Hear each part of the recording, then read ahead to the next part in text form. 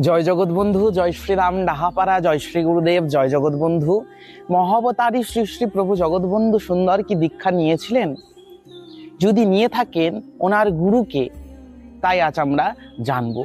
জয় জগৎবন্ধু।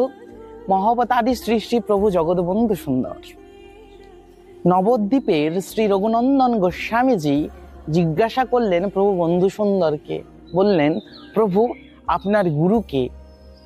প্রভু বন্ধু সুন্দর সে প্রশ্নের উত্তর দিচ্ছেন।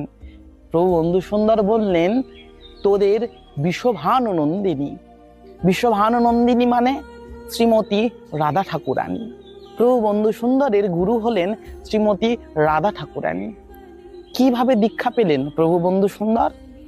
একদিন রাধাকুণ্ডের তটে প্রভু বন্ধু সুন্দর শ্রীমতী রাধা ঠাকুরানীকে অদর্শন মানে প্রভু বন্ধু সুন্দর দর্শন পাননি, ব্যাকুল হয়ে গড়াগড়ি দিচ্ছেন। শ্রীমতী রাধা ঠাকুরানী এই দেখে প্রভু বন্ধু সুন্দরের আরতি দেখে তিনি প্রকট হলেন এবং প্রভু বন্ধু সুন্দরকে দর্শন দিলেন। দর্শন দিয়ে প্রভুকে শ্রীমতী রাধা ঠাকুরানী দীক্ষা দিলেন।